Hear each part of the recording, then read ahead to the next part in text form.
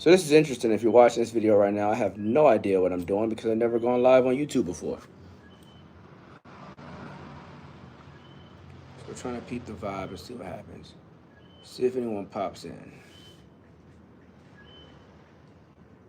What are you doing, babe? I'm posting a video. I'll let this live. See what the hell happened.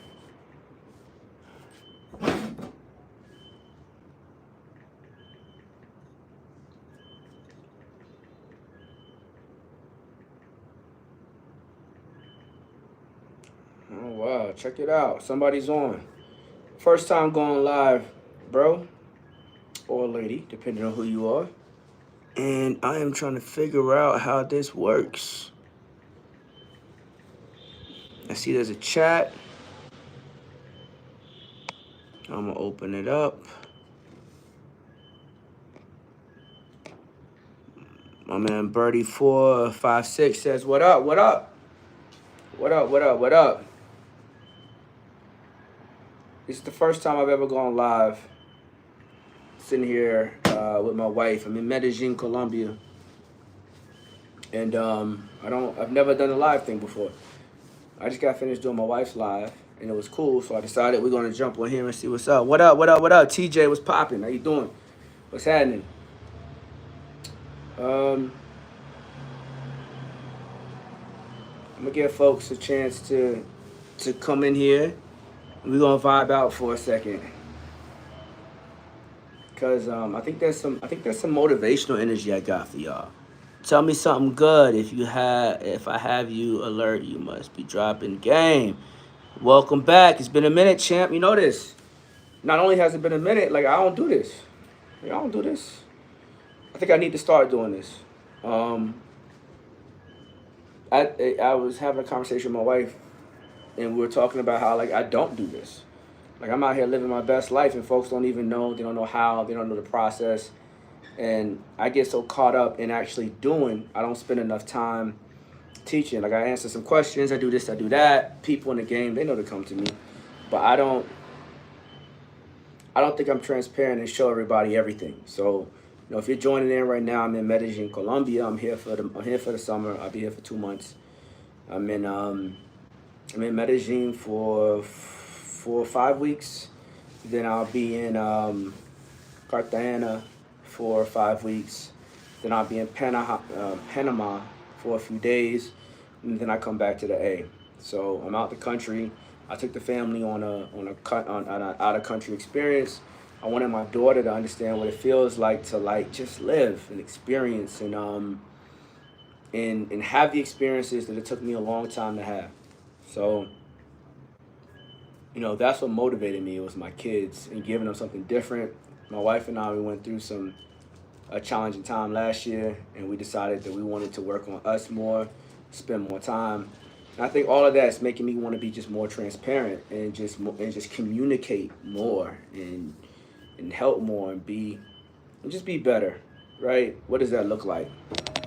So I'm focused on credit, building personal and business. Yeah, that's important. That's important. Who said that? Bird456. Yeah, that's important.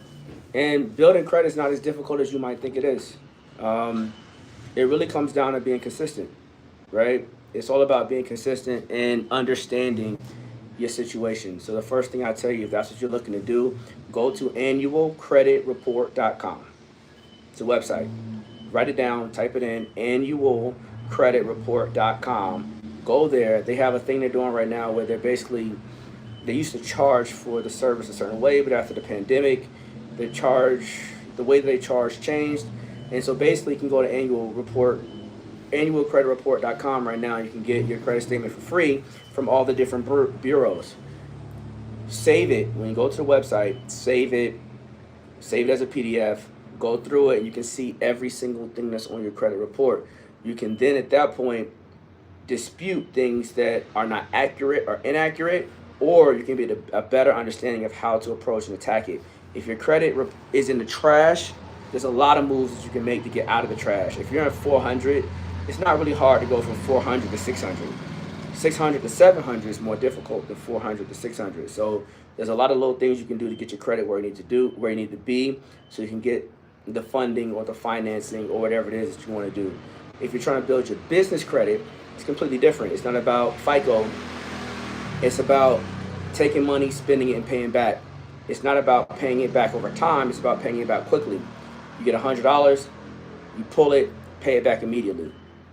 $500, pull it, pay it back immediately. You want to spend the first 6 months to 8 months just spending the money on things that you really have the money for, but you're just trying to show that you can pay back. It's a different mindset than consumer-based credit scores, right?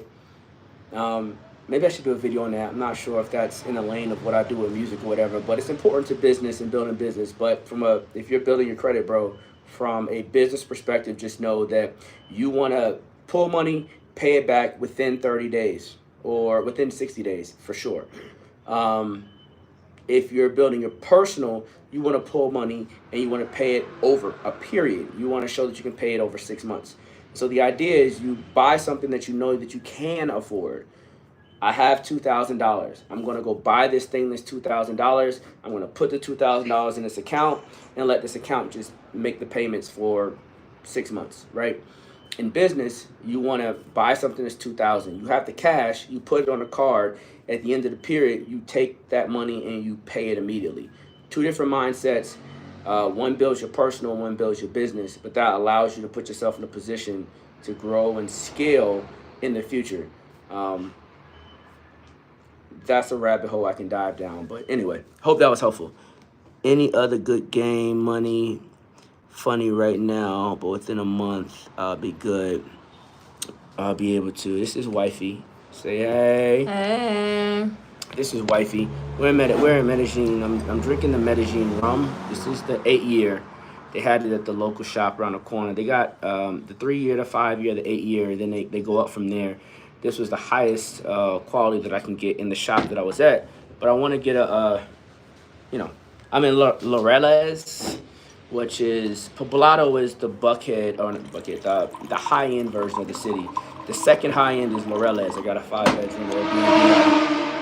5-bedroom Airbnb out here. I brought my kids, my 7-year-old daughter, my 3-year-old son, and of course my wife, and another family's coming out here to meet us. People been coming in and out and just kicking it. Do you think hip hop as a genre is slowly declining? I think hip hop as a genre is evolving. It's always evolved. It's never been consistent, never been the same. Show me any one decade where the music sounded the same the next decade. Show me a 5-year period where hip hop sounded the same as it did the previous 5-year period. It doesn't happen. You think about hip hop and what's happening in hip hop, it's always going to evolve. Hip hop has consumed genres. We've never seen this before. We've never seen a genre eat other genres. You listen to country radio right now, you're going to hear hip hop country. You listen to pop radio, you're going to hear pop country. You listen to R&B, you're going to hear R&B. You listen to country radio, you're going to hear hip hop country. Pop radio, you're going to hear hip hop pop. You go to rap radio, you're going to hear hip hop rap. You go to R&B, you're going to hear hip hop R&B. I think hip hop has just consumed so many spaces. There's something that's just true to the human spirit about the drums and the simplicity of poetry over drums, and the ease of distribution, the ease of development, the ease of creation, where you can get a more human experience. You can erase the talent and focus on the experience. You don't have to have skill. You can focus on experience. And those that are, traditional hip hoppers, people that are really on hip hop, they know that there's value in the skill and the metaphors and the similes and how you use various different literary devices and poetic solutions and terms to execute. There's a lot that you can do to really showcase your skill and proficiency in hip hop. But that's not what's required to touch people. People are touched by truth and honesty and authenticity. And hip hop allows you to be authentic in a way that no other genre does. If you're pop, you're singing songs that aren't written by you for an audience that you may or may not know. You're conveying a truth that may not be yours. And it's your job to be the ultimate actor because you're a vocal performer. And that happens in a lot of spaces. Hip hop says, screw all that. This is who I am. You know, straight out of Compton, crazy mouth, name Ice Cube. You know, it's just raw. It's real. It's honest. It's transparent. And it hasn't changed. And when you listen to hip hop today, it's the same thing. So when you ask me, is hip hop declining? No, it's evolving. If you feel like there's a decline, it means that you have stepped out of the evolution. It could mean that you're aging out. If you think hip hop is declining, it could mean that hip hop is going a direction where you don't personally feel connected to anymore, and it is getting past you. You're aging out of the space, which is a painful space to be in. I mean, everyone has to go through it at some point. You have a choice on whether or not you want to stay tied in or not.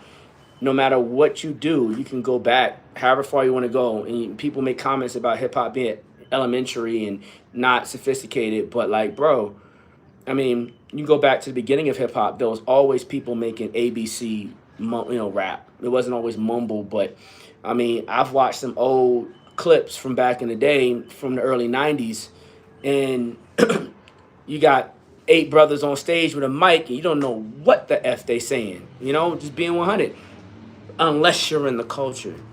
And the same thing can be said of today. You can watch clips of folks in a concert and they doing their thing, and if you're not in the culture, you don't know what's going on. So is it declining? The answer is no. I think it's stronger than ever. It's just evolving, and we got that question, how it's evolving and if it's beneficial for the culture. I think it's a better question. Who's this? Such as Lil Nas. How much is a one-hit wonder song cost to the record label owning the signee, meaning the artist, the producer? Let's think about it. How much does a one-hit wonder song cost to the record label owning the signee? Okay, so the label signs an artist, they got a one-hit wonder. It depends. Depends on how much money was pumped into them before the label got it. You got to understand, the labels don't break artists from the beginning. Labels break artists, after they have traction. Like, labels don't come and get on at level A no more. Labels will come in when you're at G, E, F, G, H, I, J, K. Like, the labels come then. And then, so the company before the label might have spent an exorbitant amount of money before the major record label gets there. So is it the manager who spent the money? Is it an investor? Is it a independent record label, and then it transfers to a major? I mean, it can go a lot of different directions. I don't know who spent the money, but how much money is spent? Typically, if you're gonna break a record in the market, you're gonna spend a couple $100,000, depending on your relationships. You have no relationships, you can easily spend a smooth ticket to break a record. But here's the thing: you're gonna get on the circuit, you're gonna start going out there working the artists, you're gonna get that money back on the circuit, just doing walkthroughs and shows and whatever. And depending on your split with the artist, you can get it back. This is the reason why labels do 360 deals, because if they only depended on the sales of the Spotify, the streams, and all this other type of stuff, they never get their money back. They gotta do a 360, because I'm about to put X amount of dollars into you. I ain't got no way of getting it back, because they ain't gonna stream enough records. They ain't gonna stream enough for me to get my money back. So if you're a smart investor, you're gonna put X amount of dollars in, whatever's required, and you're going to put the artist in a scenario where you're guaranteed to get your bread back, and hopefully and then some, because you didn't do all this and take all this risk to break even. You took all this risk to generate, right, revenue. So, I mean, that's something to consider, something to think about. The number is definitely in the hundreds of thousands, for sure. It's going to be different for every artist. It's different for the genre. It depends on the quality of the record. It depends on the movement and the culture attached to the record. It depends on the features and people associated with the record, the movement of the industry around the record. It depends on a lot of different factors, but all those factors can play a role, right? It's halfway through 2023, and there has yet to be a hip-hop song or album that has topped the charts. Man, me and my brother were just talking about this the other day. Yeah, hip-hop is in an interesting state right now. It's in an interesting state right now. I think there's cultures that have grabbed on to hip hop culture and they've taken it somewhere else. I think music coming out of Africa right now, Afro beats, is crushing right now. You think about Latin music right now, crushing right now. Ain't no one bigger than Bad Bunny right now. And they're all using hip hop. Like, it's all hip hop. So the question is, what type of hip hop are you referring to? You mean African American, black, traditional rap, hip hop music? Yeah, there's a gap. there's a gap in the space right now, and I think that that's driven by a lot of the vehicles crashing. A lot of the vehicles that were used to prop up rap music are not necessarily in place, like the DJ scene and the radio scene and a lot of things that rappers were using financially to position themselves for success. A lot of those vehicles are crashing. Additionally, the knowledge that's available is making a lot of artists less loyal. And though it creates freedom for the artist, the disloyalty creates a awkward trajectory for the music itself. It creates a space where the music can't breathe, it can't get out, it can't be released. There's a selfish energy that came with this knowledge, and we don't respect one another and what everyone does. Does the booking agent value the PR, the publicist, value the artist, value the person in marketing, value the manager, value the label, value the? I think the breakdown in that collective energy has played a role in artists not getting there. And then you have a lot of the next generation of labels that have taken big deals, big contracts, and they don't necessarily have to have the same hustle that they had to have before. Meanwhile, the idea of starting a label, the idea of funding an artist and getting behind an artist has fallen off. I mean, what's the motivation today to go out there and spend $100,000 on an artist? The artist doesn't want to sign a 360. You're not going to get paid unless they sign a 360. Because if you do a traditional deal with them and you give them what they want as an artist, what they deserve, then you have to put $100,000 up. You have to depend on streams, right?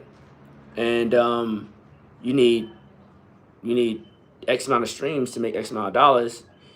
The money that you put up is not going to get you the streams. It's going to allow you to break even. So the dollars don't make sense. You got to make money other ways. Meanwhile, the artist is going to go get on the road and they're going to feel like, well, I need you. Reciprocity and the culture of understanding each other, everyone's value has changed. The business of streaming is really whack right now. Even if you're a songwriter, you write a hit record for a major artist, there was a time where you can live your life, you'd be set forever, and that's dead. Like, you could, at this point, if you're a songwriter, you got to keep the song for yourself and drop it. Even if you can't sing, just drop the song. It's a hit. Figure out how to market yourself, because there was a time when songwriters wrote great records for artists, and artists made records great. You out, babe? Coming back. All right. And that period has died. I think the business of streaming has really played a heavy role, and hip hop has been a very business oriented space, which helped it thrive. Even if it was just dope boys on the block, they realized, hey, I'm making this illegal money. I can make legit money and get out if I do this. And I don't know if that's true anymore. So it changes the motivation, right? It is the 360 deal that would pay monthly as in currency over 40K, right? Bro, I don't know what you're talking about. What are you talking about? It is the 360 deal that would pay monthly as in currency over 40K. Will a 360 deal make you 40K? Is that the question that you're asking? I'm not sure. I don't think I can answer that. Because I don't understand what you're trying to say. Madison Island, hello. Welcome. This is music industry hours back home. I'm surprised more of you guys aren't on. This is my first time going live. I can't expect everyone to be on. I've never done it before. My Instagram got hacked. If you notice, I'm not on there right now. The Instagram got hacked. I'm going to create another one. I'm going to get back to it. There's a lot of things that I want to do. But my motivation is everywhere. I got to be honest with you all. Like I'm right here. I'm out the country for 2 months with my family, right? And then it's like still create content. My sister came out here. She rented a studio out here in Colombia. She works for a major television production, and she went to a major studio, went out there and edited television clips. You know what my thought was? My thought was, yo, I can go meet you at the studio. I can post on social. I can say, yo, I'm in Colombia doing big shit in a major studio, cutting records. I could have made it crazy for Instagram. I could have really fluffed it and made it look like I was making magic out here in another country, finding, discovering, and signing artists. So I know some people doing Instagram. I'm around them enough to know. But I'm just so past that, y'all. I'm just so past all that shit. I was just like, yo, you going to the studio? Bet, do your thing. I'm about to sit here and kick it with my kids and watch fucking PJ Masks, you know? But, you know, there's a lot of opportunity for you all to win. I just want you all to know that. Winning is available. Winning is an option. Winning is here for you. And the space hasn't changed so much that you can't be successful. You just have to understand what you want out of the deal, right? Lamar J, he pops in. Do you offer consultation services? Yes, I do. You go to the website and book. I made myself pretty flexible. I even dropped the price. It used to be like $400. Now I think it's like $60, $100, $50, whatever the fuck it is. It's not a big deal. Like, ultimately, I like helping people. So if you got a challenge and I have the answer, then I'll give it to you. I give a lot of free game online. I just don't take everyone for free because it wastes my time, right? So there's a price point. It's hella low right now. It's super affordable. Go to the website, grab a slot. We'll hop on the phone and we'll talk. And if you want to do something more consistent, I've done things with people and I still do things with people. If you want to do a 30-day commitment, we'll do a 30-day commitment.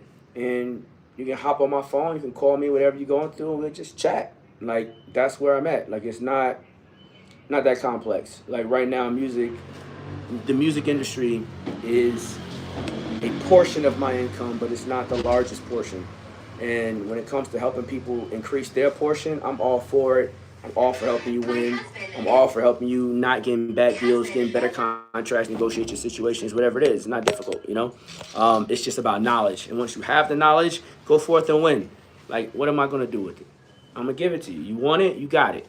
That's how simple it is when you're dealing with me. What is the difference of work between you and Steve Lobel? I don't know what anybody else does. I'll never speak to anybody else.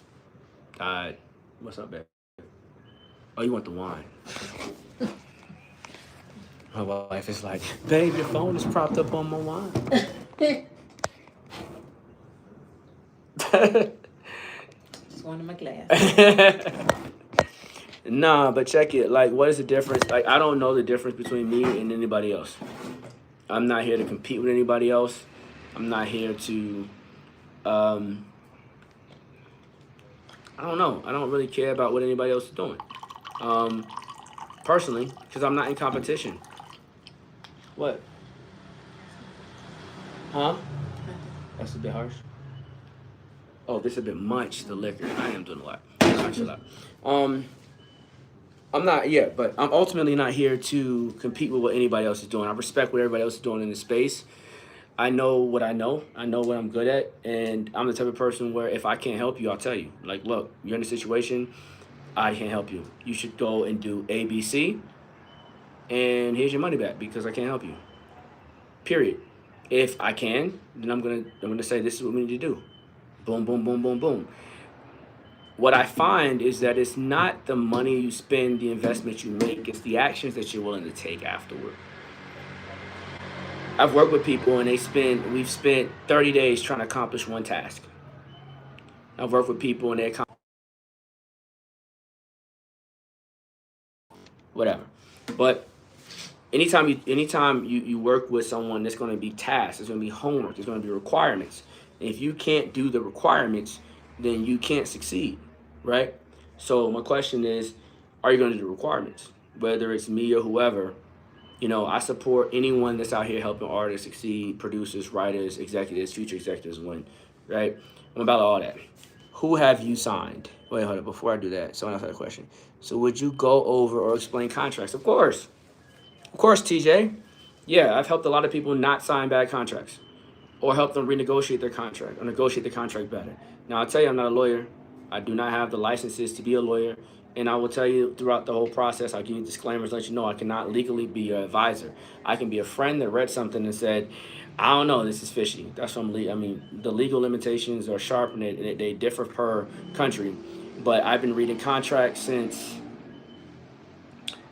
I was interning for an attorney and a judge. She was a music judge. She was a professor that taught entertainment law, and she was also the lawyer to my boss at the time, who owned the company that I worked. The guy that owned the company that I worked for, and that was 2009. So I got indoctrinated to reading contracts back then. I can read them, I can write them, I can do all this stuff. I haven't gotten my law degree. So can I help you explain the contract? Yeah, I can read the contract, I can explain it to you, I can tell you everything that's going on. If it's, can I give you guidance and counsel legally? There's levels to that. But if it gets to a certain point, I'll tell you, you need to get an attorney for this, is, and a third. And I can be the person that'll tell you whether it's worth it. Because the fear with an attorney is you're going to pay the money. It's $1,500, $2,500, it's $10,000, $8,000, depending on the size of the contract, the complexity of the deal, whatever. You're going to go into that situation. You're going to ask yourself, is it worth it? Did I pay all this money for no reason? I can help you get there. I'll tell you, yeah, pay the 6 bands, bro. And I'll tell you, no, it's bullshit. Just go back and tell them this, and see if they'll bring something back to the table. Because most people that give you contracts don't understand the contracts that they're giving you. And it's not as serious as you think it is. Some situations are, and you just have to understand the nature of the relationship. There's a lot of factors that you can understand that. So could I go over and explain? Of course I can. So reach out to me if you need help with that. Who have you signed? I don't sign people, brother. I'm not an A&R. Never been an A&R. Never worked for a major record label as an A&R. So I've never been in the space of signing people or looking to sign people. The closest thing that I've done is sign someone that I've managed or delivered contracts. I've delivered a lot of contracts. I've been in the rooms as people signed. I've helped negotiate for people to sign. I've people have signed over rights. People have signed over this, signed over that. I've been in a lot of signings, but I don't do the signing. You're not signing yourself to me, and I'm not involved in signing you to someone else. That's not the role that I play in the space. There are people that are A&Rs, and if that's what you're looking for, that's not what I do. So, yeah, I haven't signed anyone, if that's the question. If you're looking for that, you gotta go somewhere else, brother. But ultimately, if you're signing anything, the key thing you have to understand is it's about outcomes. It's about what you're trying to get out of the situation. It's never about what you sign. It's about why you sign, and it's about what you get and what you give. Every deal is different. What you get and what you give determines why you would sign anything. So a lot of people think it's about having the best deal, but the best deal is the best deal for you. It's not the best deal. There is no best deal. There is no perfect deal. There is no contract that you can put in front of you that I would say, this is perfect. Everyone would be successful with this. That doesn't exist. You know, you can have everything, but you also have to remember that there's people. Like people, then it's motivation. The less you give the other side, the less they want to work for you, the less they want to do for you, the less active or involved they're motivated to be. Then on the other side, they can have a lack of motivation just because they're lazy and they ain't shit. So like, there's a lot of complexity that goes into why you would do a deal. What is the history of the people that you're doing a deal with? What are they great at? Are you doing ABC with someone that's perfect that does XYZ, amazing, but they suck at ABC? You're getting ready to do an ABC deal with an XYZ person. Like you can have a perfect deal, everything be great, and at the end of it, you get shelved and you don't have shit popping for you. So it's not solely about the language in the agreement. It's about the strategy behind the agreement, the commitment of the people involved, the authenticity of the project and the audience and the commitment to the project, and a couple other factors. But you can create amazing deals if you understand the landscape well enough to structure it properly for you to win, for you to succeed. And you know, both sides have to do due diligence. You might recognize that your due diligence says that, hey, I make most of my money doing 1, 2, 3. It's the ABC heavy deal. They might turn around and give you more of 1, 2, 3 just because they rock with you. And as a result, you win more. You get more success, right? So, a lot of ways to approach it. So I just spent 30 minutes with I haven't got any new questions. But I think this was fun. It was interesting. Me and Wifey, we out here in Medellin, Colombia, having a phenomenal and amazing time. We'll be out here for another 9 weeks, I think, just on vacation mode with the family. I wish you all an amazing evening, an amazing night. Salud. And